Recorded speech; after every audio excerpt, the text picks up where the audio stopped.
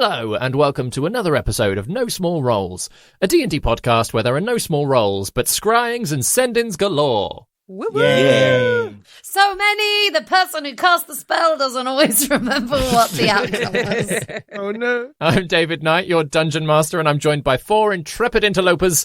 Say hi, everybody. Hello. Hello. Hi. Does everyone want to wander into the Crownswood? Yes. I want to gallop and canter into the Crownswood. Then let's cue the theme tune. Into the darkness. Into the woods. Into the fallopian woods. No. I'm in the Crownswood. Crownswood.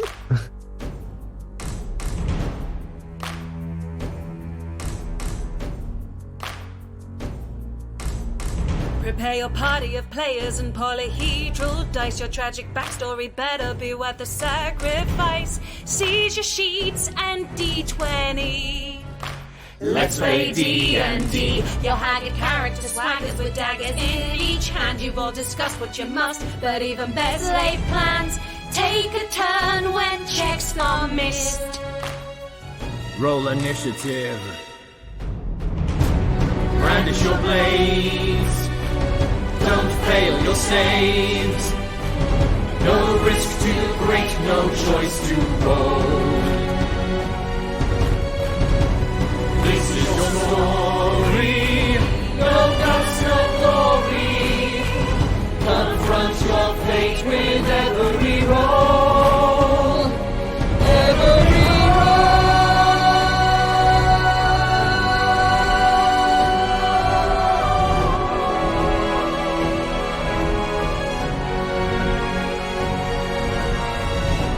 rises inside, one who will pay the price. Their chance of success will rest upon the dice. No risk too great, no choice too bold.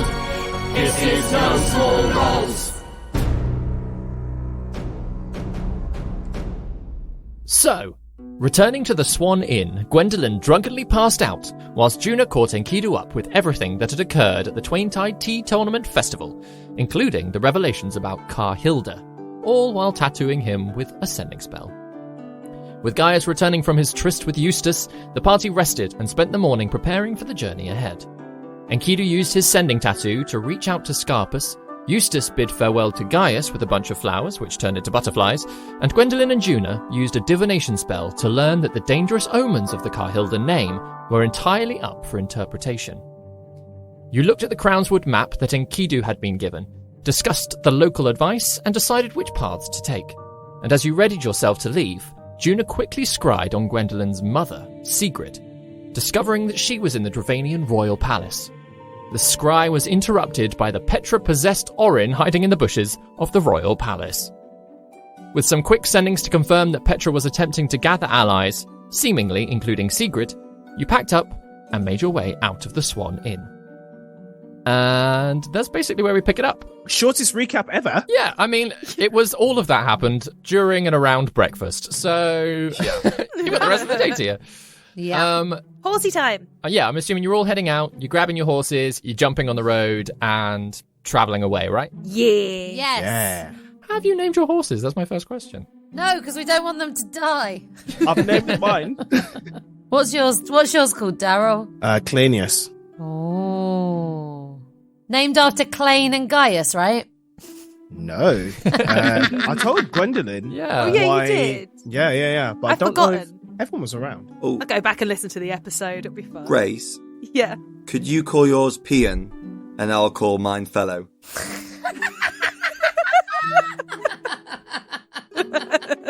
Oh no. And I'll call mine Tubes. Our horses are gonna die. Horses are gonna die. Oh, what a shame. All 4 dropped dead before you reached the Crownswood.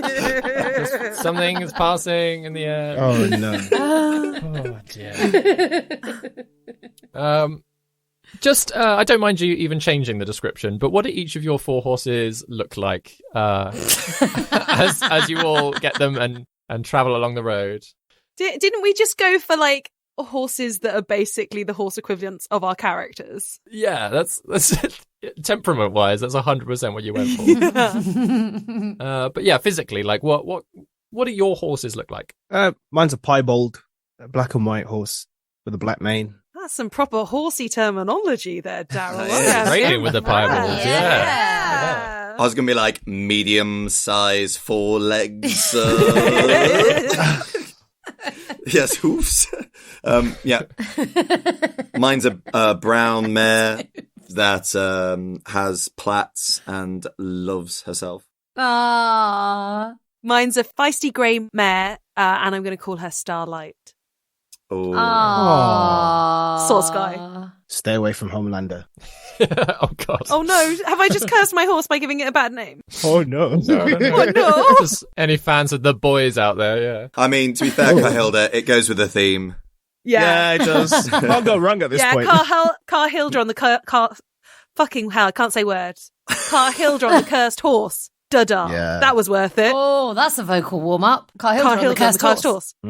Juna's is a grey old Shetland that has a penchant for nibbling at different food on the road and befriending small creatures. Love it. I love that she's on a Shetland. Yeah.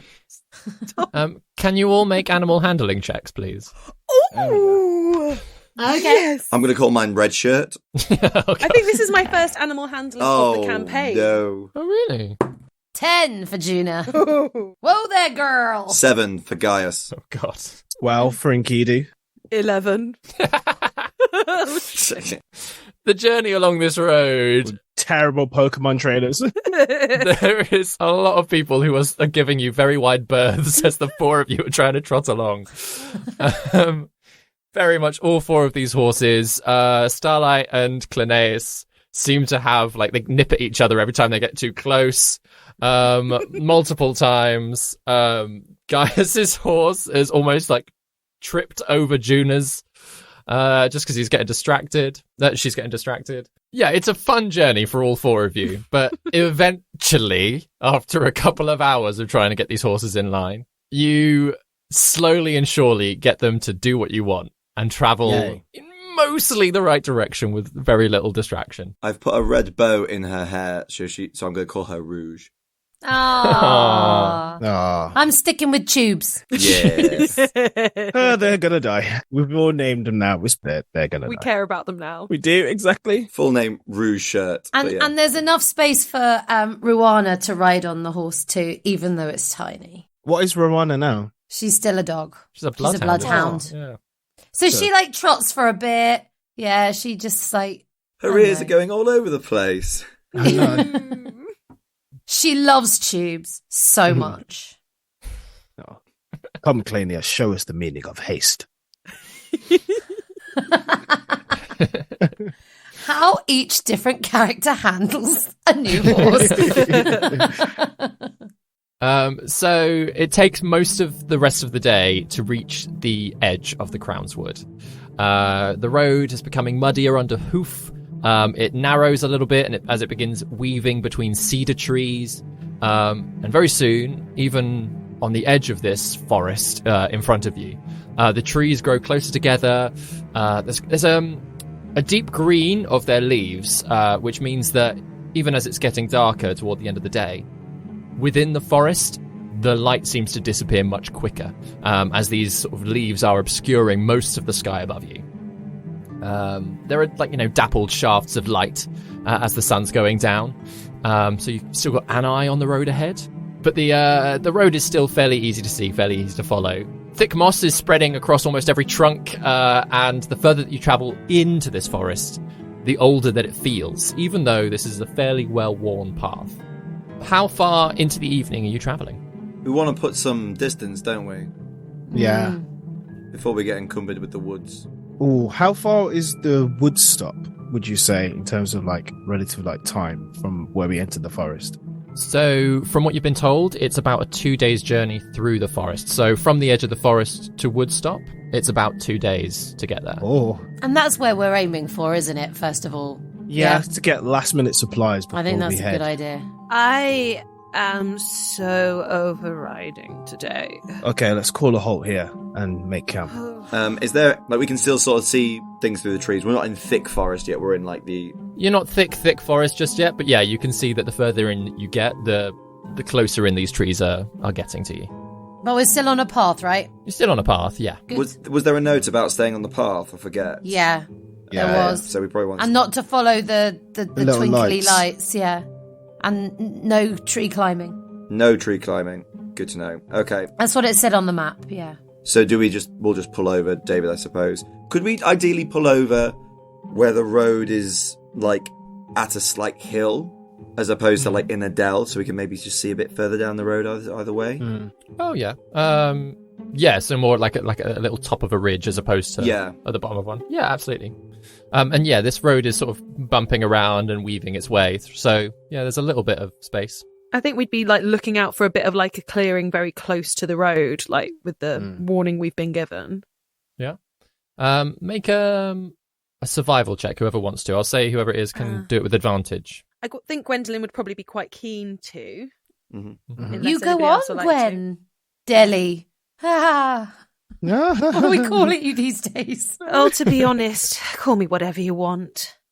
All right, whatever you want. You do the check. That is the most dad joke you've ever done, Juna.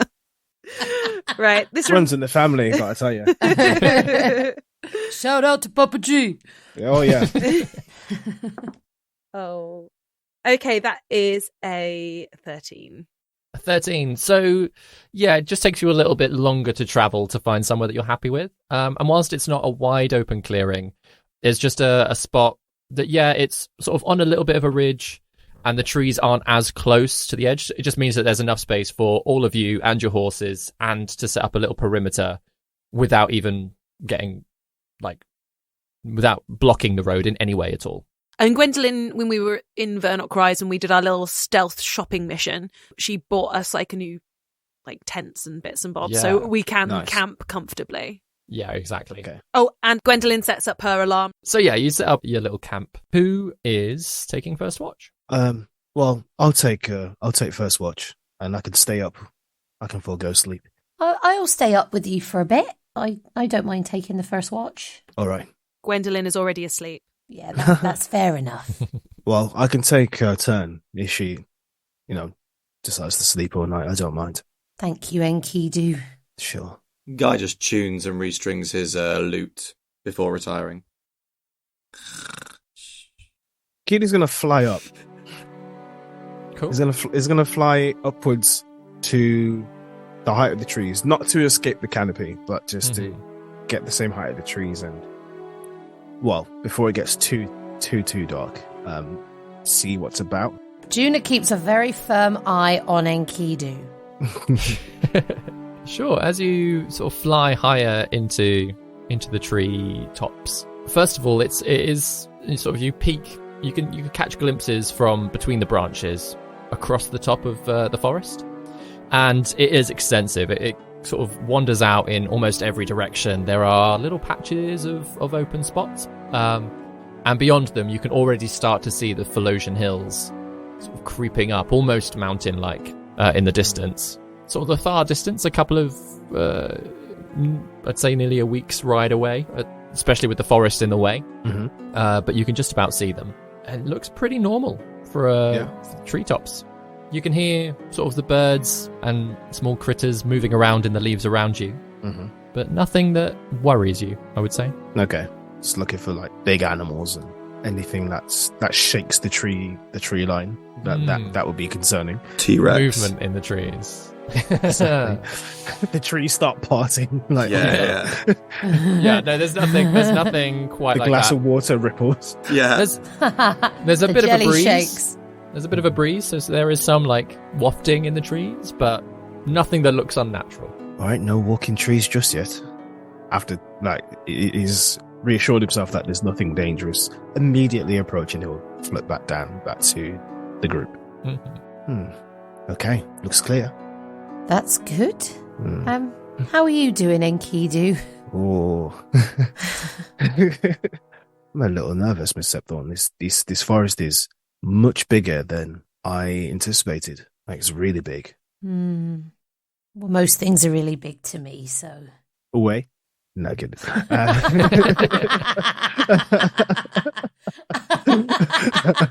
And so begins the plot twist of the campaign.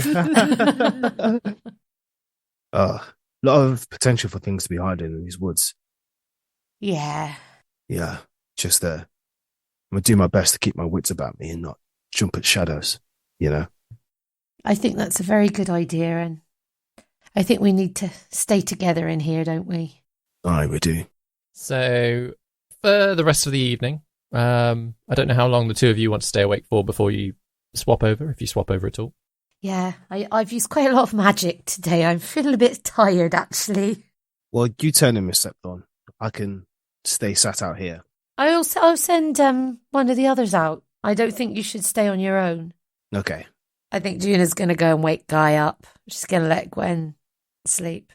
Guy, are you all right to take the second watch? No, yeah.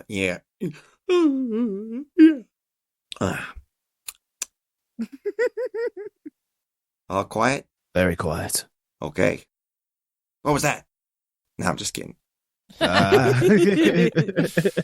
Keely just side-eyes him, not moving. There is sort of a comfortable amount of natural noises around you.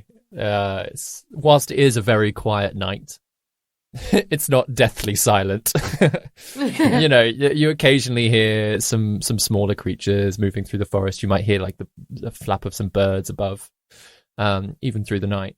At one point, a little group of rabbits seems to hop close to you before scurrying away back into the bushes.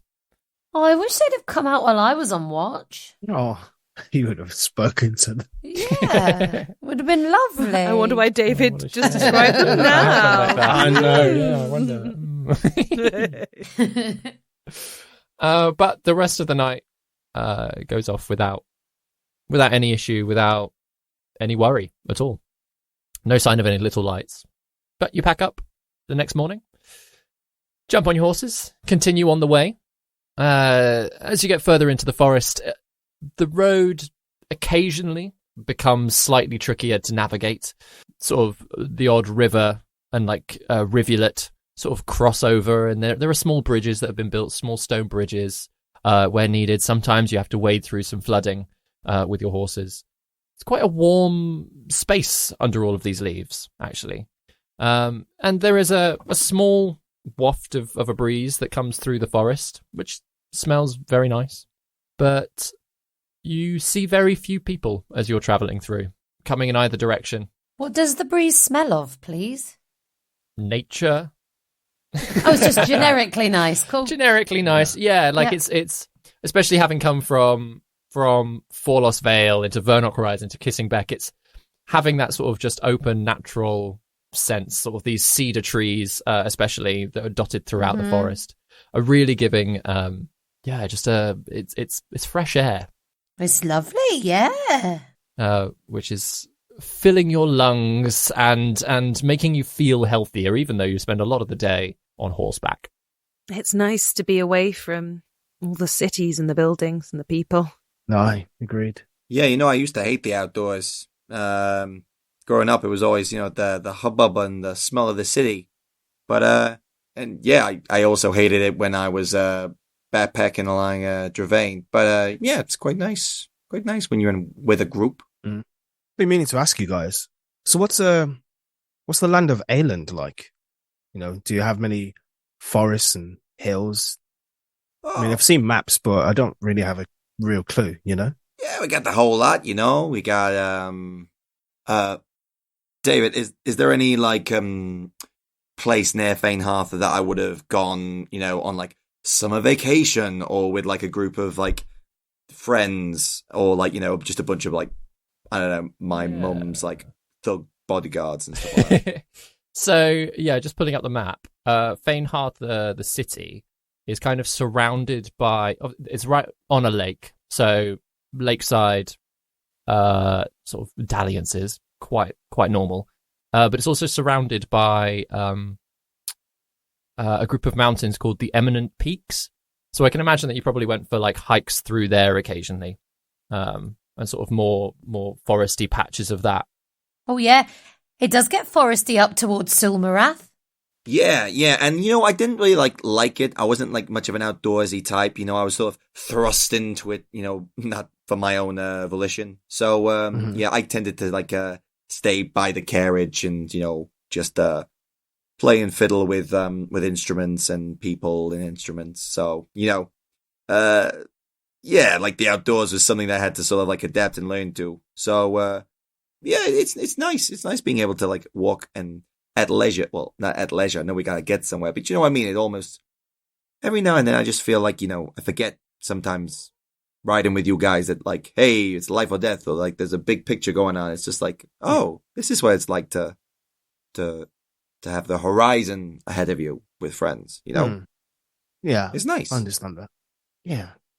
And you're not being paid to be with me. That's the nice thing as well. Or if I die, like your neck is on the line, like that's really nice as well. Yeah, I was more of a city boy, but trees, right, yeah. They're nice. Yeah, understand. Yeah, Drama's kind of similar. It's kind of weird. Big sprawling city, but then you had mountains just outside. It's nothing quite like it. On the other side of the Iron Chain. Aye. We were just over the mountain from each other. Yeah, we were. Aww. Pryden's pretty rural, so definitely spent a lot of time in the woods and by the river and just exploring. Quite happily spend a day without seeing people. You like roaming about and stuff like that, don't you, Deli? Me? Yeah, I can imagine you like up there, like in the hills, despite the mud and stuff like that. Like you're just like squelching through there with your best shoes on. Sometimes, yes. I'd spend some time by myself and read, and I feel like with all the information that I've taken in on the past few days, it's nice to have a bit of peace to let my brain catch up. How are you doing about all of that, Gwen? It's been quite a lot. It's lots to think about. I'm glad I'm with all of you. Just wish Oren was here. Yeah, me too. Yeah, me three. We all look at Enkidu. Enkidu kind of like snaps to attention like, What?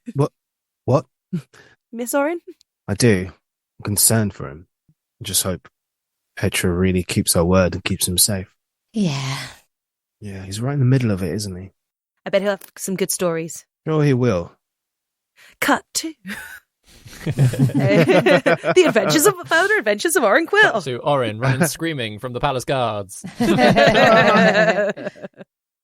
About what I saw in that scry, I keep thinking back to that thing that we read, the more Orcosian research required, who is guardian of the crown. Just as interesting that they've got people coming from Orkosh over. Maybe she's part of like a delegation or, Yeah. something. Or maybe she's just hired guard. Yeah. Oh no, I'm not implicating Sigrid in anything. I just keep thinking about it, that's all. I'm worried for what they might want from the Orcosians. Yeah, definitely something of concern there. Yeah, I have a feeling that once we get more clues into the nature of henges, we'll see just how important Orcosian history and practices are to puzzling out this riddle. Yes. Yeah. Yeah. It'd be nice to have more answers than questions for once. Agreed. Certainly. Definitely keen to do more Orcosian research. Yeah. No. As you all travel on throughout the rest of the day, what's dinner? What's breakfast, lunch, and dinner looking like? Nettle soup. Oh no, we want the blueberries, don't we?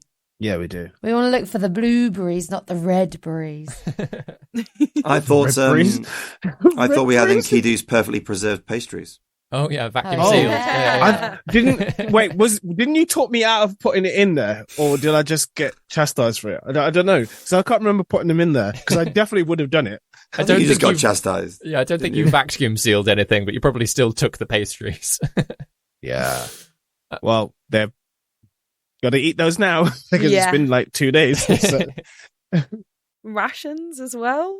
Yeah, and actually we would have stocked up on that sort of thing again when we were in Vernal Rise. Yeah, all of the sort of like extra ingredients just to like boost up a nettle soup on the road, like the soups. Any rabbits about for dinner? There are a fair few rabbits if you want to go hunting a rabbit. Anyone fancy rabbit? I could do with a rabbit. No thanks, Miss Septhorn. You guys enjoy. I don't need to eat anyway. But Juno, what you got to do is you can't talk to it, because if you make friends with it, I just can't eat it. I just can't. Yeah, I agreed. We find some very quiet, non-talkative rabbits to eat. One lonely rabbit whose leg looks a little bit broken anyway. Oh no. Now I see it, I can't kill it. I can't. He throws a knife. Oh no. Make your attack roll. That's a natural 20. Oh no! Oh. Yeah, it's an instant death for this little rabbit, which again, in some ways is comforting. There was no pain in it. It was a very slick attack, but you've got rabbit meat if you want it. He didn't suffer, and I suppose in the way it's like, his energy is being passed on to us. It's the circle of life. Juna skins and cooks the rabbit. Yeah. Kidu claps two hands together and bows praise to the rabbit. So again, the rest of the evening, sort of as you push on, you find another good spot to settle into. Mark up your alarm, silver string, tie the horses up to make sure that they're not going to go trotting off in the middle of the night. Make sure that they've had a good drink and food as well. Who's taking first watch? I will. Oh, sure. I don't mind taking first watch. I want to have a cheeky scry. Guys conked out. Oh, can we have also done a sending on one of these days to Myra and Ferrocene? Because I'm getting really worried about them. Yeah. Today's a good day to do a sending. Yeah. If we're about to go to bed, I want to rinse through the magic. Go for it. Yeah. Oh, you said that too enthusiastically, David. Go for it. Go on. Nothing can go wrong. Use all the magic. Well, yeah. Why don't myself and Juna start, and you get to zone out for a little bit, then Kidu. Sure. I think I'm gonna go practice. He just finds a quiet spot. Weapon roulette. Fuck. Knuckles. Yes, it is actually. How do you keep guessing? I can guess what you just from your reaction. That was a really good guess. Got the brass knuckles. He's just gonna play in the corner. Yes, June. Do you think we could message Myra and Ferrocene? They've been playing on my mind ever since I realised they hadn't made it to my father's yet. I know it's a long journey, and I just want to see how they are. Yeah. Who would you rather message? Maybe Myra. Oh, I was going to say Ferrocene. I'm happy to go for Myra. Ferrocene probably knows more. Myra might be happier to hear your voice. Well, no, she wouldn't. Myra's got a bit more of an attitude. Maybe Ferrocene then. Ferrocene. Yeah. Just a little, are you all right? Have you arrived? Where are you? That kind of thing. They're keeping safe. So yeah, Juna sends, hi Ferrocene and Myra. Thinking of you. Where are you? Are you safe? We hope so. Hope you arrived. Lots of love. Gwen. Juna. I ran out of space. You do straight away hear Ferrocene's voice come to you. Interestingly, where you get a sense of the person. Ferrocene's the feeling of her is there's something about it's almost as if she's situated or part of her aura, as it were, feels very much like her workshop. So you almost get a sense of place and person come through at once. Not that she's in that place, but that same sort of feeling. Like her identity is strongly linked with it. Yeah. Nice. And she says, Juna, hello. We're a day or two off Pride now. Got distracted with some troublemakers, but Myra let loose a little. Cheeky minx. And that's all you get. So Juna relays that to Gwen and says, good that they're safe. Should we check who they've had a run-in with, maybe? Well, maybe. Do you need to use your resources for other things? I'm happy to do it if we would just want to check what's going on. Just in case it's anybody we might be aware of? Or... Yeah. Okay. Yeah. So she messages back, good to hear from you. Glad you're nearly there. We'll message you again in a few days. Who was the run-in with? Love. She goes, no one to worry about. Some local ruffians, thieves Myra wanted to teach them a lesson. So, got a bit carried away. We're good though. I think with that, like, we're good though. She did sound like they were genuinely good though. Well, that's a relief. Yeah. We'll check in with them again in a few days' time. Yeah. And if they're near to Pryden, then they're near to safety. Yeah.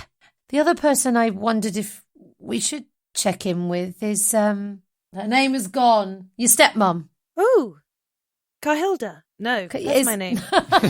Kasula. Grace and Vicky tried to do names. Retcon. No. The other person I thought it might be. Like, and Cooney's in the corner sweating, hesitating, going, Kasula? Don't mind me, The just forgetting person my you mum's both name. lived with? For years. Oh. Kisula gone, Sigrid in. Oh, no. Oh, no. No. Like father, like daughter. Oh. You take that back. I immediately take it back. I'm going to go ahead and retcon that.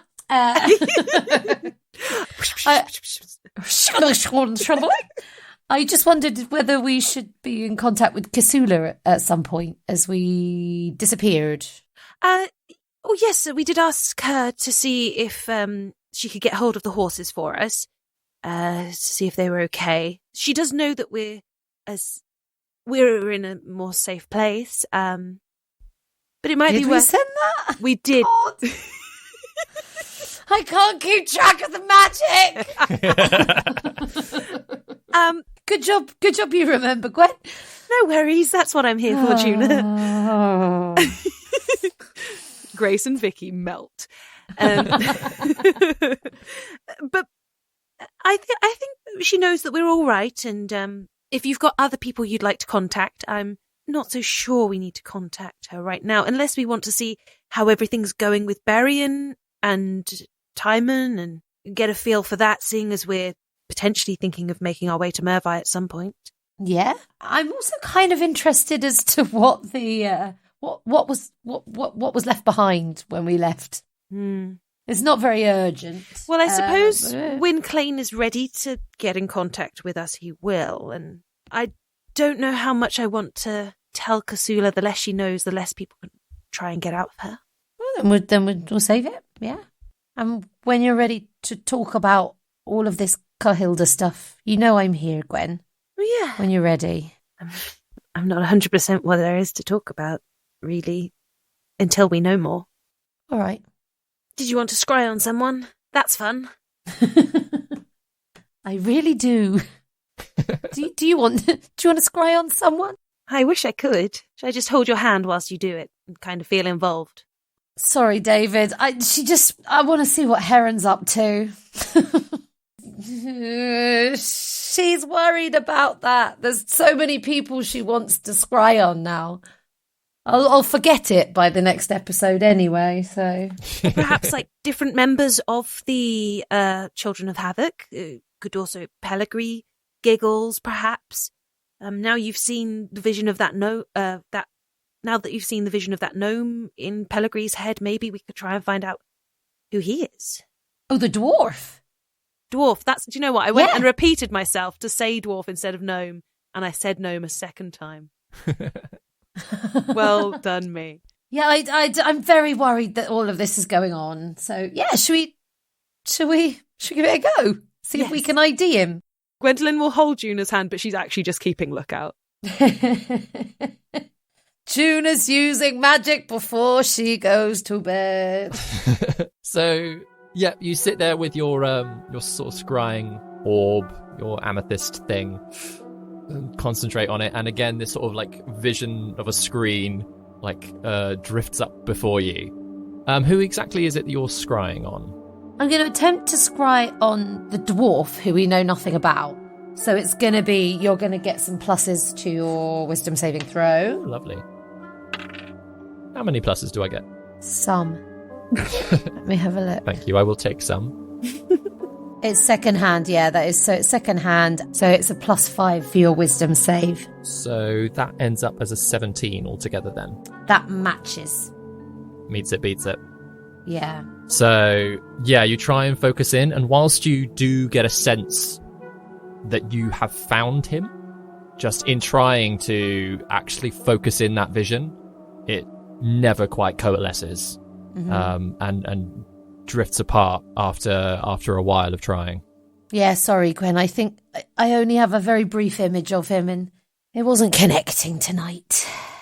That's all right. Just an idea. Yeah, it's definitely worth a try. Yeah, we are going to have to deal with that particular string at some point.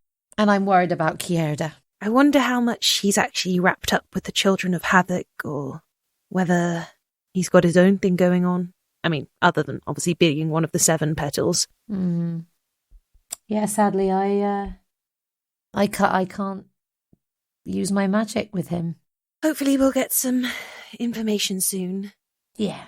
I was thinking that I think that Giggles may have been inside Heron's place, and that she maybe came through our homeward door. That's how she ended up in the henge when Orin saw her. Maybe that's why it was so quiet in Heron's, because she was meant to be guarding there. Yeah. Oh, that's a very good idea. Very good theory. Well, it's just something I've been thinking about. Maybe she helped Pellegrini escape. Oh, there's a lot going on at the moment, isn't there, Gwen? Yeah. Yeah. How many times can you scry a day? Just the one. Oh. I might be able to do another one. I have sorcery points, don't I? Ooh. Do you want another cheeky scry? Yes. But I don't think the DM's going to like it. Obviously, it would be quite nice to... Well, it'd be quite interesting to scry my mother again. It would also be quite nice to scry on Dwayne and see how he is. Because I don't know, I keep on feeling about awkward whether we should send him a message or not. I don't want to seem too keen, but I don't know really how I feel. But I kind of want to know how he is, and I want to know he's okay, and I want to know he's alive, and that sort of thing. There be David. You can scry on Dwayne if you want to. Do you have anything of Dwayne's? So begrudging. Like, I haven't prepared anything. Well, I'm going to have to make a roll for him anyway, so... Yeah. Oh, look at that. No, natural 20. Do you have anything from... He's not given you any of his hair or anything like that, has he? Do you know what? A lock of his hair would have been lovely. Wait, here's a question. Rules lawyer can, tell me to shut up.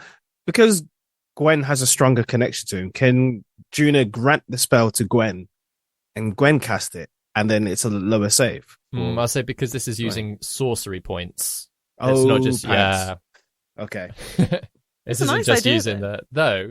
in the future, that's a really clever way around things. Yeah. Yeah. But I have to have enough spell slots to be able to do that. Yeah, also true. Yeah. At the moment, I only have 1 spell slot. I'm using sorcery points to cast it this time. I wish I did have something of his, but the only thing I have is this postcard that you got for me. It's got a bit of a picture of him on it. It's better than nothing. It's worth a try. We scry on Dave. Dave? Someone misses their husband. I see how that happened. I can clearly see the Freudian logic there. I want Jeremy to be my husband. So I'm gonna... The two are just blending together. VG4JC. We scry on Dwayne. The deliberate pause on Dwayne. I'll say it again so that you can cut out all of that gubbins. We scry on Dwayne. Nice. Talking of gubbins, Gwendolyn has been sewing gubbins. This is such a silly episode. So I rolled a 17. Oh, minus things. Yeah, so that's the thing. I don't know whether or not Dwayne has got... We'll say he's got a +1 to wisdom. I assume he probably got a little bit more, but I'll just give it a +1 because I don't know the stat. So 18, then it's but a minus 7. 7. Oh yeah, so definitely comes in under. So yeah, you concentrate, and you're having to use a little bit more of your internal energy to power this spell up again, almost like drawing on, like, I'm a creature of fate.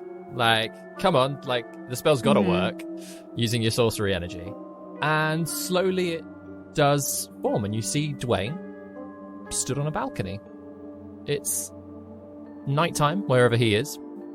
He seems quite relaxed, a little bit contemplative. But what you can see from, like, his point of view is he's sort of leaning against a balcony. He's got a drink in his hand. Behind him is sort of, you can see glimpses of almost like an office-type library space. It doesn't look so much like a bedroom, and there seems to be other people moving about further in. But he's almost like taking his time away from them. You can see nobody's really approaching him. Nobody's in any rush behind him either. But he's kind of looking out over a small city. From the architecture, the way that the sort of the stonework on this balcony and behind him. Juna, you've travelled through Ayland, haven't you? I have, yeah. Yeah, so you do recognise it. Because I'm from Sulmarath, so... Exactly. I would have come through going back to the woods up there. You recognise it as Aelish stonework. But he seems relaxed. He seems at some kind of peace. And how halfling/draconic is he currently? He's mostly halfling. There is a bit of a sharper, bluer edge to him, though. Almost as if, he's relaxed a little bit more into that side of himself as well. And that's what you see. Juna regales that to Gwen and says, "On that note, shall we turn in and get the boys out for a watch?" Yes, I think Enkidu's building up quite a sweat with his knuckles over there. So,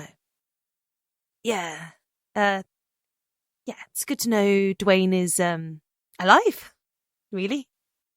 Yeah. Thank you. Just as Juna falls to sleep, just for fun, she just sends Dwayne a sending saying, "Don't drink the milk." with a little like he, like, just as a little tidbit there for Dwayne. Please don't make us fight. Now I just wasted all my spells. Insert Jeremy's response. Juna, my dear. Hello to you and all the others. And don't worry, I remain completely milk-free. Unless they ask nicely, of course.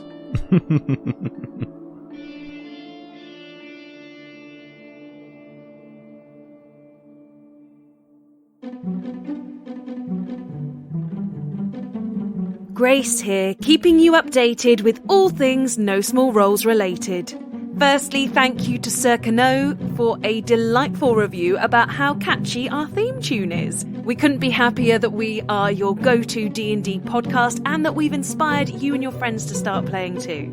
Now, if you too would like to share your No Small Roles joy with the world, you can leave us a review on iTunes and Podchaser. You can also rate us 5 stars on Spotify. Patrons! Both episodes of A Familiar Problem, Rowana and Company are now available for your earholes. They will remain Patreon exclusive until mid-October, and then we shall release them on the main feed in celebration of Critical Role's visit to the UK. After Daryl's very successful run at the Edinburgh Fringe Festival, he is now touring the UK with Yippee-Ki-Yay over the next few months, and there is the possibility that he'll be heading across the pond with the show as well. So as soon as we have those dates from Daryl, we will be sharing them here, but do keep an eye on his social media if you want to find out more. We also have some new theatrical endeavours to update you on. Ben is currently in rehearsals for Baba Yaga, a contemporary fairy tale adventure inspired by the Slavic stories of Baba Yaga, for everyone aged 6 years and above. It's a co-production from Theatre Hullabaloo in Darlington and Theatre Porto in Ellesmere Port, and will also be touring to the Egg Theatre in Bath. You'll find the ticket link in our show notes. And if you're looking for something a little more adult to enjoy this Christmas, then you'll find me at the iconic Royal Vauxhall Tavern for their panto Tossed, packed with big hit songs and more laughs per minute than any other grown-up panto. Plus, I'm playing a talking cow, so it's a must-see this Christmas season. But that's all from me for now. Let's get you back to our story.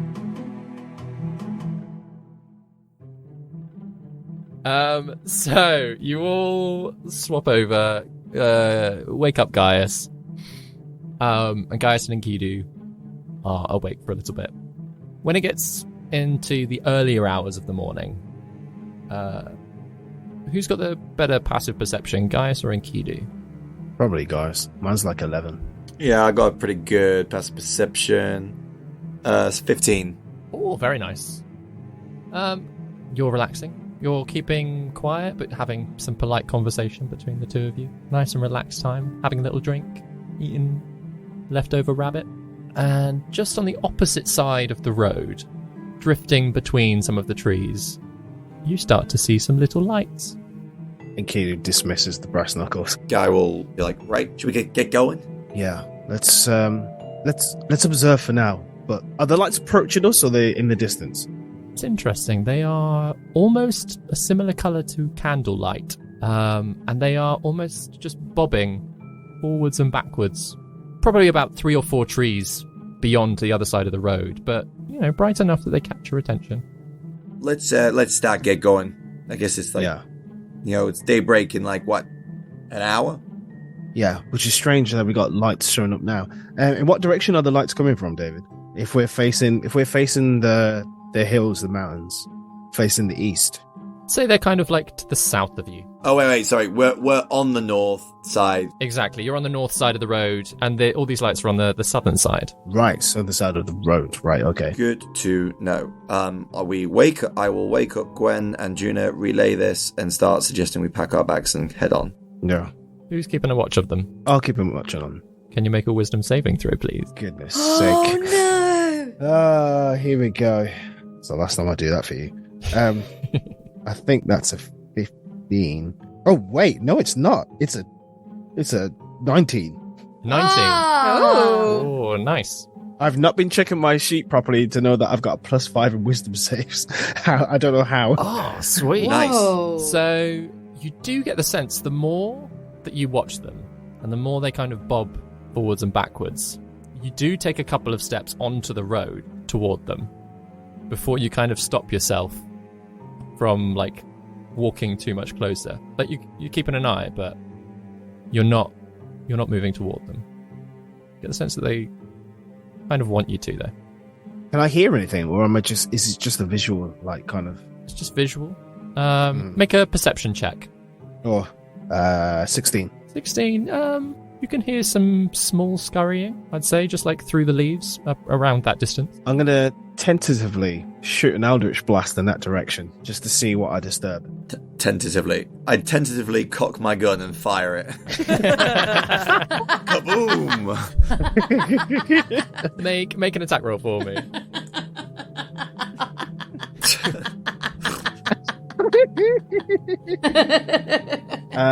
That is a 22. No, wait, it's 24.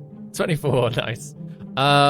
So yeah, you sort of this streak of light like erupts out of you, like lights up the trees as it blasts its way through, and even collides with one of the small lights, which seems to retract very quickly, and the others sort of scatter about a little bit, very haphazardly, slightly higher up into the trees, but they still kind of drift there a little bit further off. Hey, Enkidu, you gotta be careful. We don't know if we want to like anger these little things.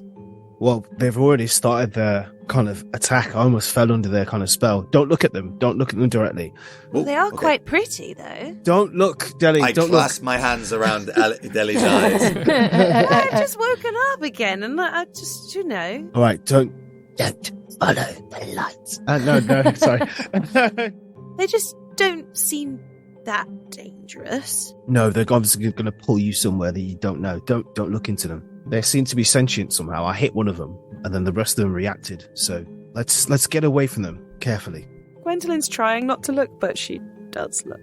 Where's the horses, David? Where are the horses? Oh no, where are the horses? They're tied up. They're tied up with you within the alarm space. Please say we had blinders for the horses while they slept. Yeah. You bought all of the stuff you needed for horses to relax themselves. My gosh. As you are all packing up though, and all just trying to not look at these lights, can you make a wisdom saving throw, please? Oh. Every single one of yous. Oh Every no. single one of us. Is it against magic? No. Okay. What? Then, no, I have advantage if it's magic. David, am I trying to be charmed? Yes. Then I have advantage. Sweet. Can I get some of that advantage? I just rolled a natural 1. Oh, no. Ooh. I rolled 19. I rolled a natural 20 for a 22. Whoa. That's Good great. for y'all. I rolled a 12, even with advantage. I rolled a 9 and then an 8, so I've got 12. So, yeah, Enkidu and Gaius, where the two of you are very certain that you want to make sure that no one's looking at them. You, like, Enkidu, you're like, okay, I know what they're trying to do. I'm going to keep an eye on where they are. And also try and stop everyone else looking at them, so I've got to keep watching them. Gaius, you sort of do much the same. Like, you're like, yeah, cover Gwendolyn's eyes, start packing up the thing. And it's not long before the two of you find yourselves slowly, as you're sort of packing stuff up, just like edging your way across the road. Are we aware we're doing this, David? Yes. Yeah. No, Guy and Enkidu. And Enkidu told is us not to look. a couple of trees in, I'll say, especially with a natural one. Just before you even catch yourselves again. The lights are much closer to you, Enkidu. You almost feel like you could reach out and, like, blow them out if you just stepped a couple of trees closer. His arm would raise up slowly, as if to touch it. Enkidu! What are you doing? Juna's trying to pull him back, but it's obviously not very good at that. If Gaius is aware of this, he's self-aware. Gaius is going to cast Charm Person on Enkidu. Nice. That's brilliant. What do I roll to save? That's a wisdom save, mate. Oh, do I? Oh, wait, I'm not. Am I self-aware or am I not self-aware? I can't help but walk towards them. Right? Exactly. You're self-aware of you're aware. Yeah, what's happening, but there is still almost the compulsion to keep moving towards them. It's like the forest equivalent of frosting. Yeah, it's hypnotic. Do I know that Guy has cast the spell on me? I think so. How does that spell work, Gaius? Yeah. Basically, I cast it, let's see, in a range of 30 feet. I cast it obviously through, like, my music. So I whip out my lute very quickly and just play a few strums. Yeah, that's how it's done, and it's a saving throw. If you're charmed by me, then, it basically regards me as a friendly acquaintance, and you do your best to help your friend. Alright, so I can choose to fail the save, right? Yeah, I'll say so. Okay, cool. Then I won't save. I'll just be like, hey, buddy, I need your help over here. We need to get these things sorted. We need to get on the road. My back's really hurting. I really need your help with these things right here over here. So you better come back over here. I almost imagine that Gaius is, like, saying this, moving right up to Enkidu, but still slightly walking towards the lights. Yeah, it's almost like I'm a drunk walking downhill, being like, no, we gotta go back there. Yeah. We gotta go back there. Exactly that. Yeah. Go on. I'm like, well, I want to go this way. Like if I can get to Enkidu and start pulling him backwards, but I'm trying to get him to meet in the middle somehow. Exactly. Okay, here's the thing. If I'm being compelled by two different forces now, do I roll to decide which one is stronger, has a stronger effect on me? Or is it stronger because I failed the save against Chris unintentionally? I don't know, because I failed both. I'd say you just have to try to do both at the same time. You want to move, you want to move towards these lights, but you're hearing your friend who's saying maybe we shouldn't, so it's like, but at the same time your friend who's saying we shouldn't is also wandering toward the same place that you want to go, so... Guys, you need to make up your mind. I think I can't move. I really, really want to leave with you right now, but I'm actually going to go over this way at the same time. Yeah, Juna and Gwendolyn sort of like rushing in behind the two of them as well. Yeah. I think Gwendolyn's going to kind of rush in and try and grab, I suppose it looks like Gaius is trying to grab Enkidu, so Gwendolyn's going to try and grab Gaius in a kind of chain. And I think Juna this whole time has been holding on to Enkidu as he's been walking, just sort of trying to pull him back. But I imagine that she's not going to get very far with that. Just sort of four of you start like huddling in and just pulling each other. You realise that the leaves under your feet, sort of like the moss and the leaves, have just become ever so slightly stickier. Oh no! Oh, God. And as you take a few more like sort of struggling steps with everybody, you find it almost like your feet are tangling up in something in the darkness. Oh dear! Classic. Gwendolyn's going to be trying to kick off the tangled things off her feet. She's going to be trying to attack the floor. Sure. So you sort of stop for a moment and start trying to pull it up. And as you can't see much, but these lights do just are casting like sort of little dim reflections and things across. And it's quite like a sticky mess under your feet. And even as you reach down and try to like pull some of it off, like you realize that your fingers stick together quite easily in this gunk. Oh dear. And then the lights go out. Oh no! Can you all roll initiative, please? Yeah. Oh my god! Do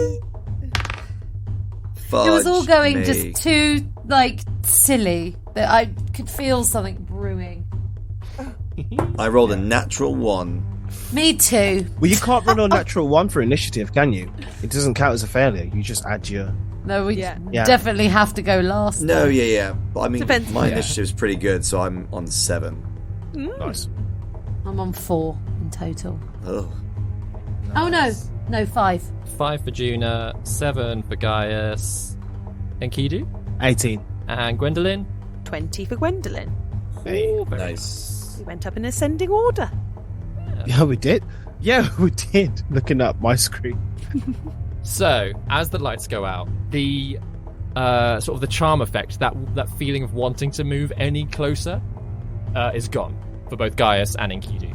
You realise that you have gotten yourself slightly stuck, but there's no compulsion to move any further into this little natural trap that's been laid for you.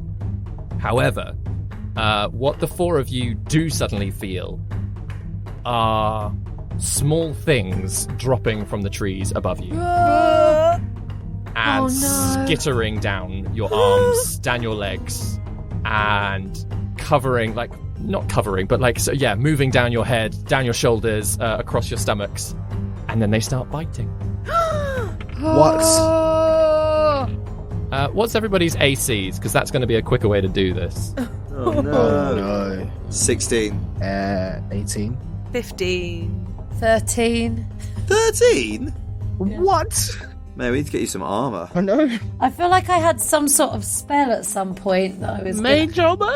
Oh yeah, there was a mage armor, something or other, but I've not got that in the middle of the woods in the middle of the night, have I? It's a spell. I definitely had the wand of that at some point because my AC is so low, but there's nothing I could do about Did that we now. lose that? The Potentially, I don't know. Or we don't have a battery for it, but you can channel a spell slot into it. Do I have time to do that, David? Maybe on your turn. Cool. So yeah, 13 then. Sure. So, Gwendolyn, Enkidu, and Juna, you sort of all of you are feeling these bites, and it almost feels like insect bites that start popping like almost mosquito-y, sort of like running their ways up and down your body. Juna, Gwendolyn, and Enkidu, you feel something sort of almost get between your clothes, get between your armor, find a patch of skin, and just sink some fang, some little proboscis into you. So you each take 10 points of piercing damage. How much? 10 points. I heard what he said, but I couldn't believe it. Yep. As these little things, unseen insects, sort of latch on, and you can feel them sort of like biting, sucking, and just like genuinely being a little pain. Guys, you start batting them away, and luckily none of them bite you just yet. But Gwendolyn, it's your turn. Gwendolyn is going to try and run to the road. Yes, you are semi-stuck at the moment, though. Okay. So it is a bit of a sort of trying to like loosen your legs is proving incredibly difficult. Okay. Does that mean I have half movement, or do I have to do a... Make a dexterity saving throw for me. 18? 18, yeah, that's enough. Sort of like, yeah, you pull your feet free, just enough that you get like one foot like out of a bit patch of stickiness, pull the other one and like, yeah, stumble your way out toward the road. And then she wants to, I don't know if this kind of works as an attack, but like kind of throw herself, like, because the road is much more like, I mean, is it solid? Stony? It's more solid than the forest floor. She wants to kind of throw herself to the floor and like roll to try and like splat any of these bugs. So I suppose that's kind of an unarmored strike. Sure, yeah, I'll allow it as an unarmored strike. So that's 20 to hit some buggies. 20 does hit some buggies. How much damage you got? Then he's going to be 9 points of damage. Sweet. Yeah, you do feel definite bug squishes around you. Great. Okay, so can I just like flurry of blows it and do another like 2 rolls? Yeah. To try and slapping anywhere that you feel. Just trying to like roll of the dice and roll of my body and just slapping and just like trying to get everything off me. Now I'm not directly under trees-ish. So that is a 17. 17 does hit. And that's 5 points of damage. And then my last one, that is an 11. An 11 doesn't hit, unfortunately. That's fair. Yeah, you feel like something scurry, like almost up your neck, and as you sort of slap it away, it's almost gone too far and is sort of then up into your hair. As my free action, going to shout to my friends to be like, get out of the forest! Nice. And Kidu, it's your turn. Yep, time to quit this shit. He crosses his arms before his chest. He'll breathe out some mist as his body temperature plummets as he casts Armor of Agathis on himself. Oh, nice. Fuck these bugs. Yeah, so he'll cast that. Can't cast anything else, I've jumped. So yeah, he'll try to kind of walk free as best as he can to get back towards Deli and the horses. Make a dexterity saving throw for us. Wonderful. Never mind. I rolled a natural 2. So yeah, you take like half a step and almost like fall onto one knee and feel like the stickiness just like wrap itself around your leg. Oh no, yeah, that's it. I think just slap away at all of these bugs. Yeah, I was just trying to like shimmy them down. Hopefully the cold armor freezes the ones that are already on his body. Mm-hmm. Gaius, what are you doing?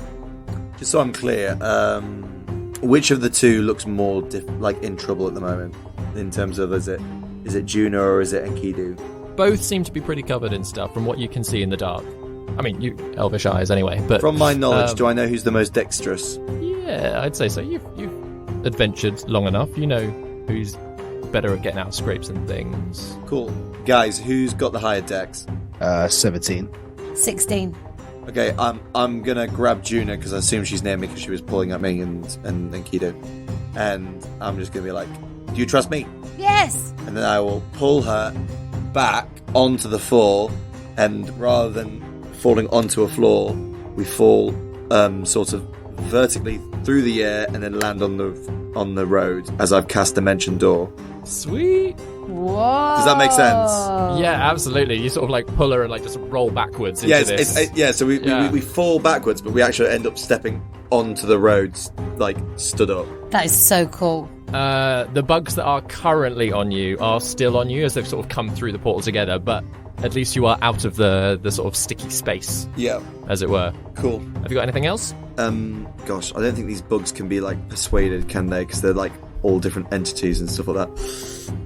So I'm going to just simply cast Healing Word on Enkidu. And it's going to be 6. Nice. Actually, no, I'm going to do that at second level. It's going to be, 12. Well, I'm back up to full because I only lost 10 hit points and I got the 15 temporary hit points. Cool, so yeah, you're good. Sweet. Boom. Nice. In which case, Juna, it's your turn. The first thing she's going to do is remember that she can power up the wand with a cheeky spell slot and cast mage armor on herself. She suddenly feels very vulnerable. So that raises your armor to 18, doesn't it? No, 16, because my dex modifier is only 3. So that's the first thing that she's going to do. And then, lots of little bugs around. All around, all over you and Gaius, and a few on Gwendolyn, who's rolling around on the road beside you as well. I don't think I have any magic that's going to really help get rid of them, other than just I'm going to try and swat as many with my quarterstaff as I can. Absolutely. Make an attack roll, please. 19 to hit. Oh, 19 hits. Yeah, roll your damage. Lovely. 5. I'm going to use a sorcery point just because I really want to cast a cantrip, which is Green Flame Blade. So as she swats a bug, does she just hit one bug? Yeah. So she's basically hit one of the swarm that's sort of rushing over you. So as she does that, she casts Green Flame Blade, which is really hard to say. And so what then happens is from the quarterstaff, this sort of green electricity jumps. Is there another bug within 5 feet of the one that I've hit? Well, yeah. There's a couple on Gaius as well. So the nearest bug to the one I've just swatted gets like I'm trying to barbecue it with this green electricity, and the damage 8. 8 points of damage. Amazing. Yeah. And as this sort of arc of green energy sort of bounces off of you and sort of surrounds the Gaius and zaps some of the bugs on him, you do catch just a glimpse of a little bit more of what they look like, and they are probably about palm-sized spidery type things. Sort of, some of them have got slightly more bulbous abdomens that, as this sort of energy sort of shocks them, they glow ever so slightly before fizzling out and just falling off of him. Ooh. Oh, and then she also says, "Thank you, Guy." I should have said that at the beginning of my go. It is then their turn, and those of you who have a bug attached, say, Gwendolyn, Juna, and Enkidu, you instantly take 10 points of damage. Jeez. As you feel the ones that have already bitten into your skin just continue to chow down. I was going to say, the ones that are attached to you, they take more damage, right, Enkidu? They take 20 points of damage each. Cold damage. Oh, sweet. So, yeah, the one as it sort of bites further into you, you just suddenly feel like an ice cube, sort of solidify on your arm and just fall off. Amazing. But then the rest of them that are still scurrying around all of you do try to take more bites. So for Gwendolyn, one more takes another chunk and latches on. That's another 10 points of damage for you, Gwendolyn.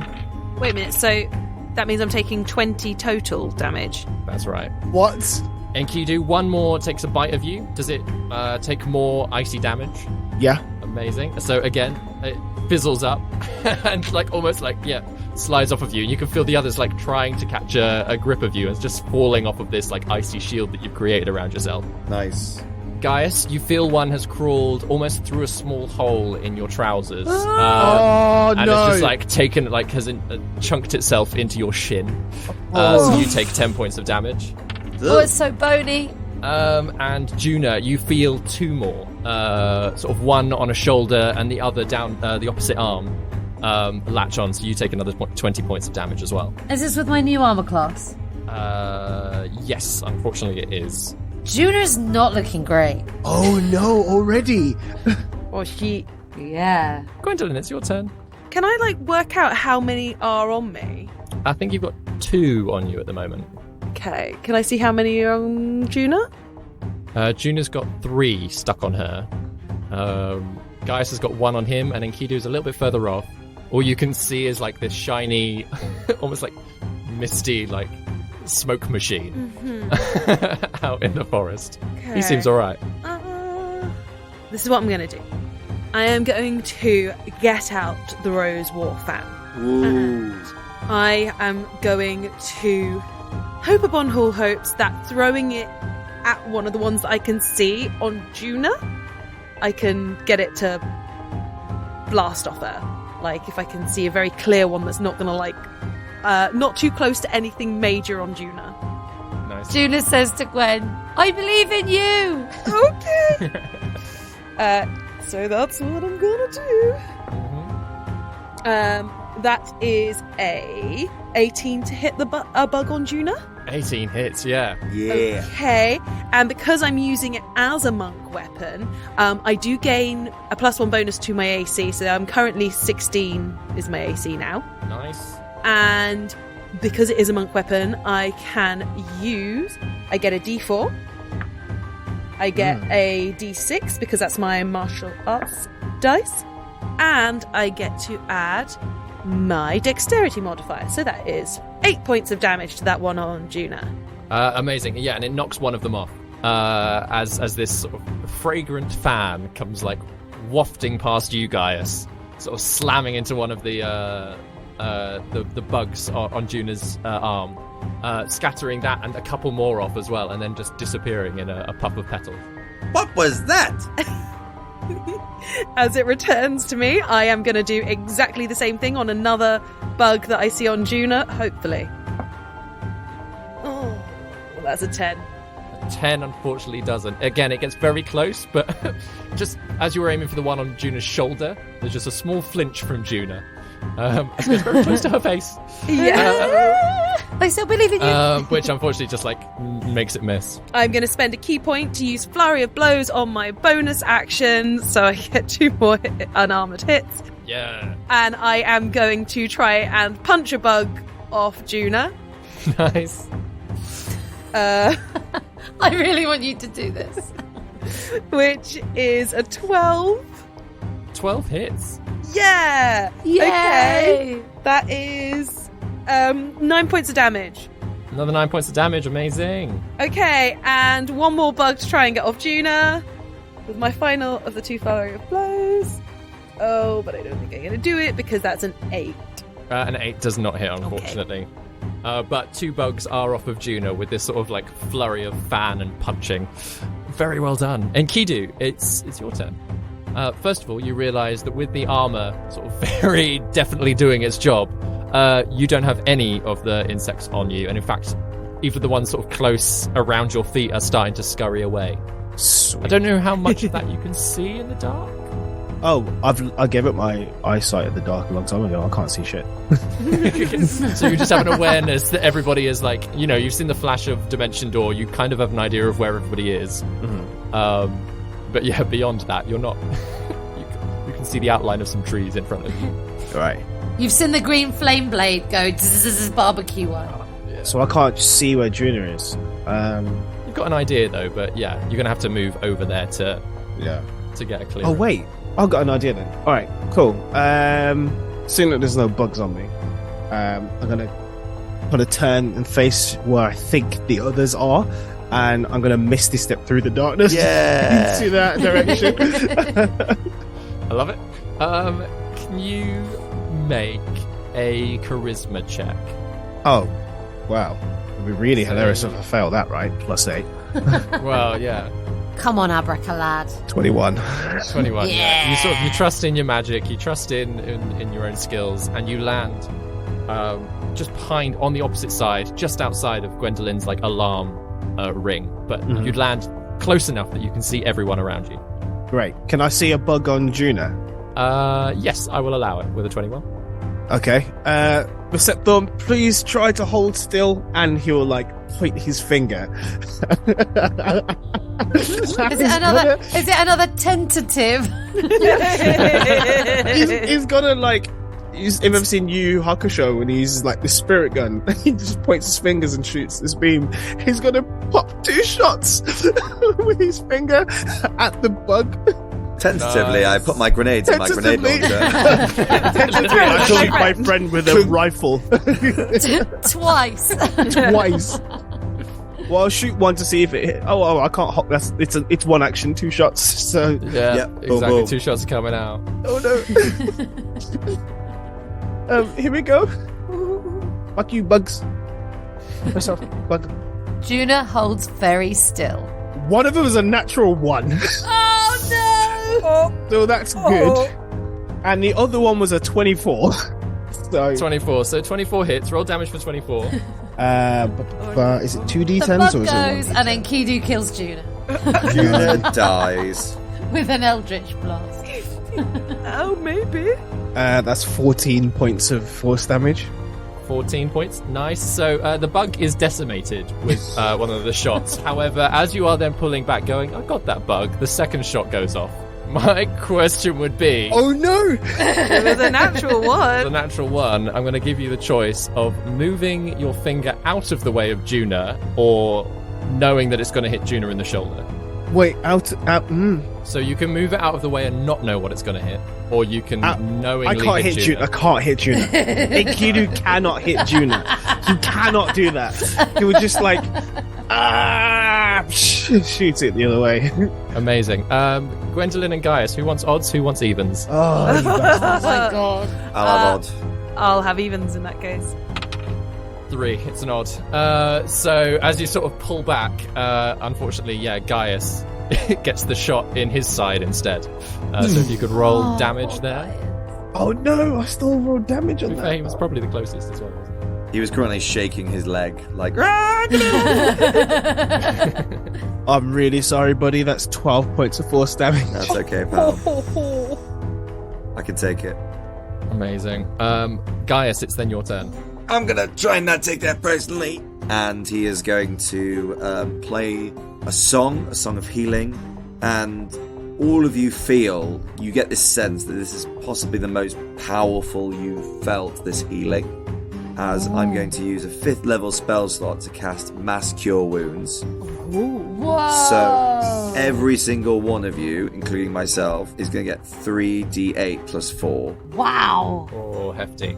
22 points of healing for everyone, as you just suddenly all feel a little bit. Needed that. Yeah, you all feel a little bit like your wounds are like sort of mending and healing at a fast rate. Sort of like almost like a warm medic pack has just been slammed on there. Your hot water bottle has just gone right in there, and it's seared your skin. You know when you put it on like on contact when it's just like brand new, but you know it's a good sear, and then you look down, it's a bit more healed. Thank you, Guy. And there's still quite a lot going on with Juna, but that's much better. Yeah, and just to be clear as well, Enkidu is still in the forest. Oh yeah, he's right next to you. No, so he's on the road then. Yeah. Oh yeah. Sorry. Yeah. Enkidu is like bamfed. He's teleported out, so he that's stood it. next to you guys. Fine, Yeah. I'll bardically inspire Juna. Oh, Juna, you're so fine, you blow my mind. Hey, Juna. Amazing. It's then Juna's turn. So I currently don't have any bugs on me. Is this correct? Think so. Yeah. Because Enkidu's got one. Enkidu's then... blasted the 3rd. Yeah. Okay. Exactly. So yeah, bug check. Gwendolyn's got still 2 on her. Gaius has got 1, but Enkidu and Juna are free of bugs. Cool. And I'm next to Guy, aren't I? Yeah. I'll say, to be honest, as you're all sort of like, you're all within 5 feet of each other as you've been like sort of slapping bugs off of each other and like gathering in. There's one of my trousers. Then in that case, if Guy says that, Juna's going to go for the trouser one. As a free action, I dropped my pants. Oh no! As a free action, I raise my eyebrow. So yeah, melee attack. Amazing. Make your attack. 13. 13 does hit. Yeah. Oh my god. Great. So there. 2 points of damage, you dumb bug. I'll say the one on Gaius's leg is still attached, but it does get like you whack it, and it's sort of like it's almost like slightly squished against his leg, even though it's like little hooks are still like going in there.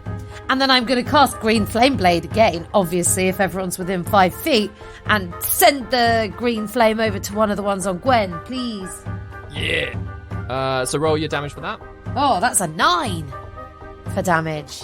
9 points of damage. Amazing. Yeah. So I'll say, Barbecue. one of the bugs, gets sizzled and falls off of you, Gwendolyn.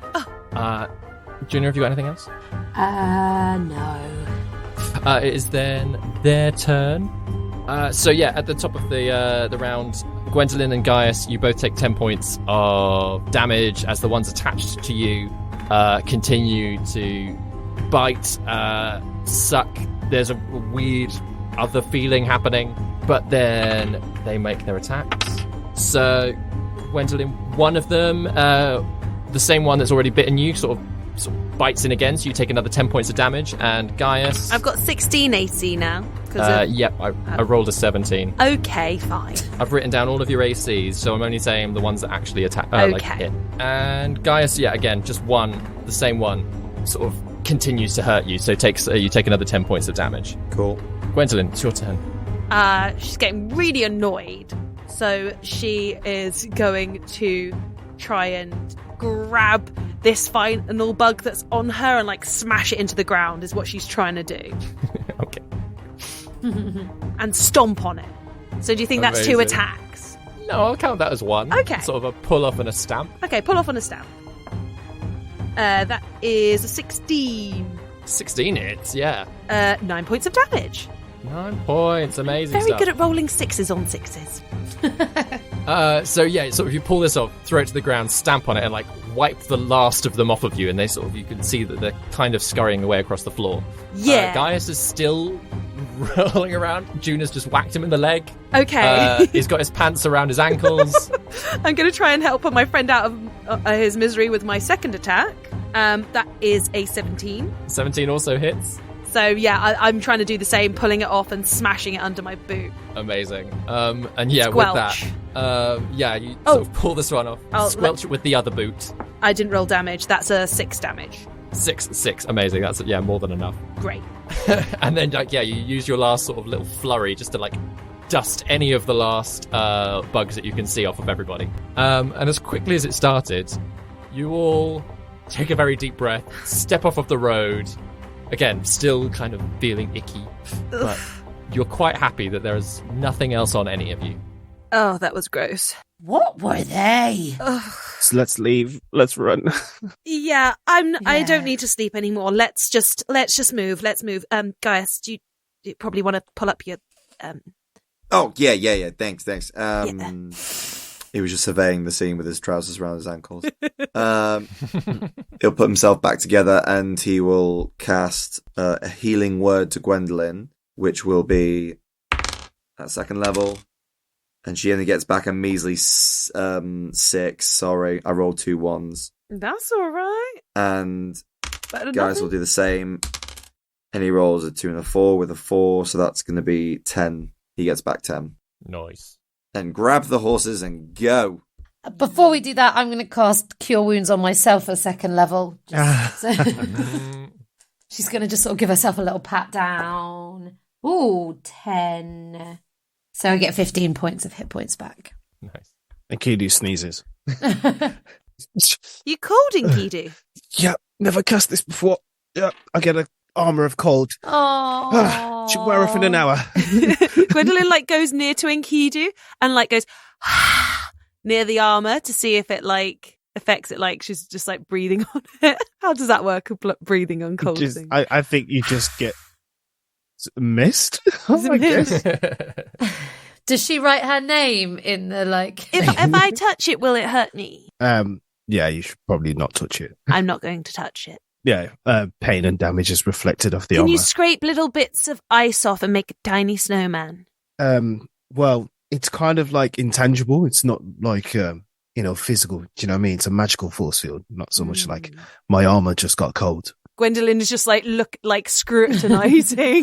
Does she actually see anything? Does it just look like his normal armor? Yeah, it's like a spectral frost. So you can see something maybe a little faint little shimmer over the armor. If I was to shoot a bolt at you, would I get hurt because it's ranged? No, only if something that actually touches me, physically. Oh, are you able to get on your horse whilst you're like that? Hopefully I could just end the spell, right? I could just end the spell, right? Can I just do that? Yeah, you can end the spell.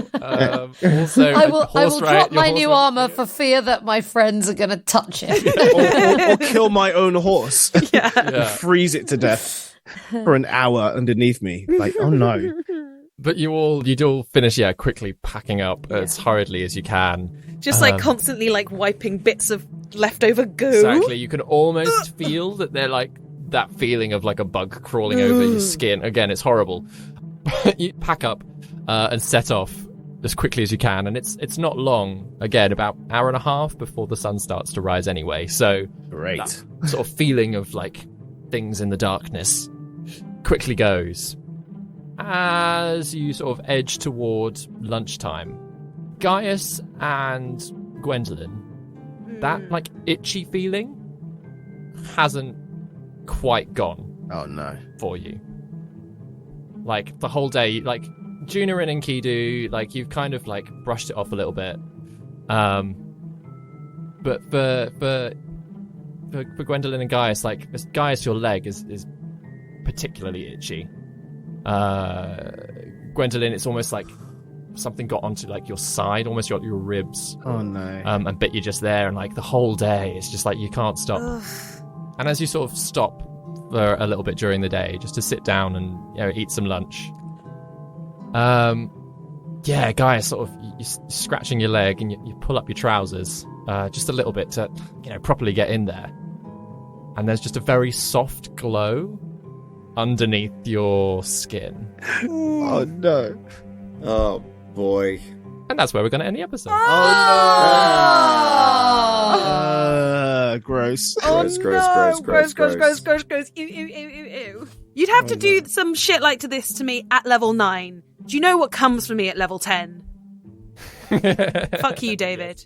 What comes at level 10? Purity of body, so I'm like going to be like... But I'm one level away from that.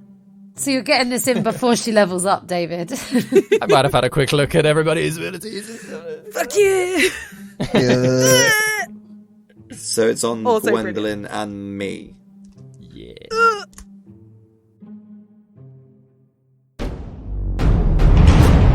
You have been listening to David Knight as your Dungeon Master, Chris Watts as Gaius, Daryl Bailey as Enkidu, Grace Kelly Miller as Gwendolyn, and Vicky Gaskin as Juna, with original music by David Knight.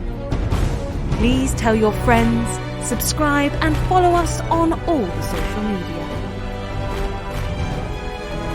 Thank you for listening to No Small Roles. Anon for now.